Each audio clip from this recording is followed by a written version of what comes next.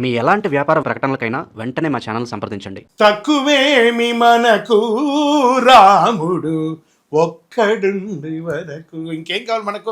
తక్కువే ఉంటుందండి, ఆయన ఉంటే చాలు మనకు.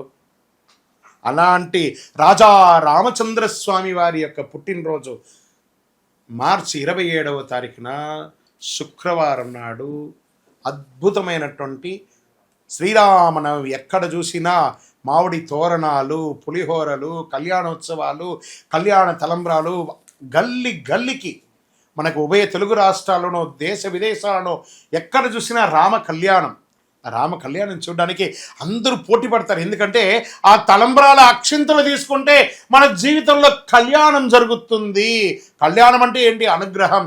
అందుకే తిరుపతి వెంకటేశ్వర స్వామికి నిత్య కళ్యాణోత్సవం, అక్కడ భద్రాద్రిలో నిత్య కళ్యాణోత్సవం ఎక్కడ చూసినా జరుగుతుంది. చూసారా? అలాంటి అద్భుతమైనటువంటి రాజా రామచంద్ర స్వామి వారి యొక్క కళ్యాణోత్సవం చేస్తుంది. మీ జీవితంలో సమస్యలు ఎక్కువయ్యాయా? శాంతి కనిపించడం లేదా? ఈ శ్రీరామనవమి రోజు కళ్యాణంలో పిలవకపోయినా వెళ్ళండి సార్. ఆ కళ్యాణ మంత్రాలు వినండి, ఆ కళ్యాణ అష్టపదులు వినండి, కళ్యాణ అష్టకాలు వినండి, ఆ తలంబ్రాల అక్షింతలు తీసుకోండి, ఆ భోజనం చెయ్యండి.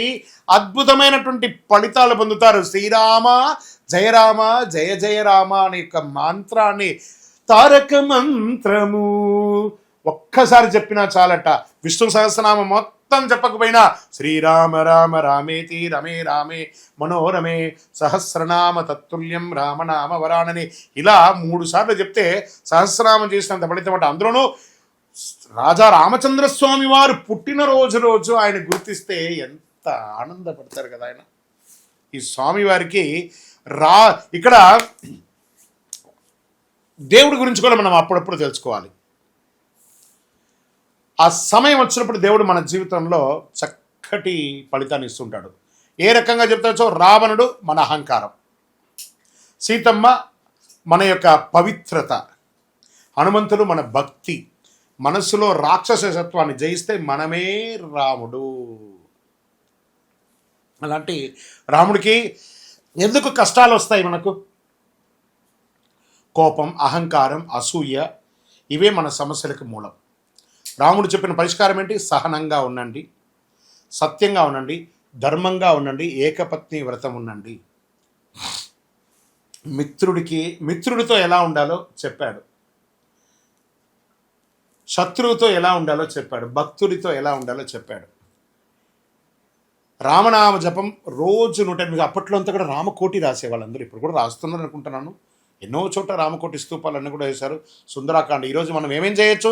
సుందరాకాండ పారాయణం చేయొచ్చు, పానకం పెట్టచ్చు, చలివేంద్రాలు పెట్టచ్చు, భోజనాలు పెట్టచ్చు, అన్ని రకాలైన చేయొచ్చు.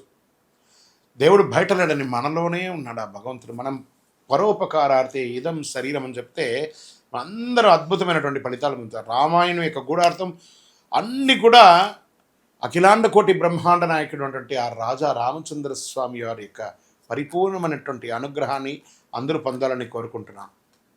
ఇంకా ఉంది. ఇది ఈరోజు కేవలం ఒక పండగ మాత్రమే కాదండి, జీవితం ఎలా జీవించాలో నేర్చుకునే ఒక రోజు.